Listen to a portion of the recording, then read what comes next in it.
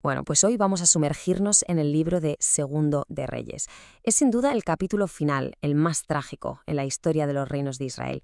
Aquí se cuenta su declive, su caída y, finalmente, su cautiverio. Es una historia tremenda sobre cómo una nación puede desmoronarse. Fijaos, hay un único versículo que en realidad lo resume absolutamente todo. Por tanto, el Señor se airó en gran manera contra Israel y los quitó de su presencia. ¿Qué frase? Es que captura toda la tragedia del libro y ya nos pone sobre aviso, nos mete de lleno en el tono sombrío de la historia que vamos a explorar. Y claro, esto nos lleva a la pregunta del millón, la pregunta que está detrás de todo este relato. ¿Cómo es posible? ¿Cómo un pueblo que recibe una tierra prometida puede llegar a perderlo todo, absolutamente todo? Bueno, pues las respuestas, o al menos las claves, están en estas crónicas, y es lo que vamos a investigar. Vale, pues la historia arranca con una advertencia final y muy dramática. Aquí entran en escena dos figuras gigantescas, los profetas Elías y Eliseo. Se puede ver como el último gran intento, la última llamada de atención de Dios para que el reino del norte, Israel, reaccionara de una vez por todas. Y aquí viene lo interesante, porque aunque los dos buscaban lo mismo, sus estilos eran como la noche y el día, totalmente diferentes. Por un lado tenemos a Elías, que era pura intensidad, un predicador de fuego que no se andaba con rodeos y llamaba al arrepentimiento. Se le compara mucho con Juan el Bautista. Y por otro lado, Eliseo. Su estilo nos recuerda más al de Jesús. Sus milagros se centraban en sanar, en restaurar, llegó incluso a resucitar a los muertos. De hecho, hay un detalle que lo ilustra a la perfección. Eliseo le pidió a Elías una doble porción de su espíritu. ¿Y cuál fue el resultado? Pues si nos ponemos a contar, resulta que realizó el doble de milagros que Elías. El doble. Es como una señal clarísima de un derramamiento de poder divino, como si se estuviera dando una última gran oportunidad para que la nación por fin escuchara. Bien, pues ahora la historia da un giro radical con la aparición de un nuevo personaje clave, el rey Jehú. Y ojo, porque este no era un rey cualquiera. Fue literalmente un instrumento elegido por Dios para una misión, bueno, una misión brutal, pero al parecer necesaria, acabar de raíz con la dinastía corrupta del rey Acab. Y Jehú, la verdad, no perdió ni un segundo. Se lanzó una campaña metódica, sistemática y, sobre todo, despiadada. Primero fue a por los reyes, ejecutó a Joram de Israel y a Ococías de Judá. Luego le tocó el turno a la reina Jezabel. Y no paró ahí, sino que aniquiló a toda la familia de Acab y se dedicó a erradicar la adoración al dios Baal de la tierra. Fue una purga en toda regla, una limpieza a fondo. Pero, y este es un pero muy grande, aquí está el fallo crucial de Jehú. Con todo su empeño en destruir el culto a Baal, se dejó lo más importante, no quitó los becerros de oro. Esos ídolos que el mismo reino de Israel había levantado al principio de todo y que fueron el origen de su decadencia. Esto nos deja ver que su compromiso no era total y que sus reformas, por muy drásticas que fueran, se quedaron a medias. Y claro, este fracaso a medias, esta reforma incompleta, marca un antes y un después. A partir de aquí, vamos a ver cómo los dos reinos, el del norte y el del sur, toman caminos que se separan por completo. Y veremos cómo la idolatría constante del reino del norte, Israel, lo lleva directamente a su desaparición. Una desaparición prematura y además total. Mirad, esta tabla lo resume de una forma muy visual. Si nos fijamos en la fila de reyes buenos, la cosa canta por sí sola.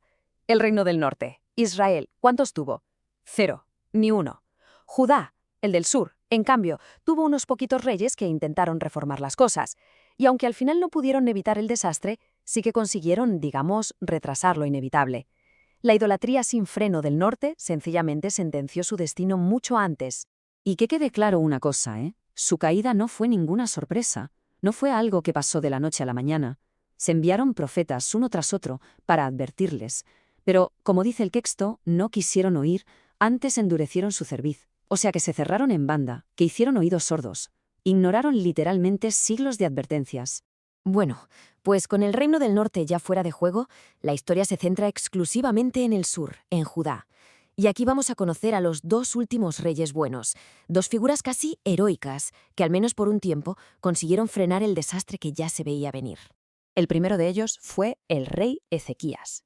Y se encontró con un problema gigantesco. El ejército asirio, que era la superpotencia del momento. Estamos hablando del mismo imperio que acababa de borrar del mapa al reino del norte.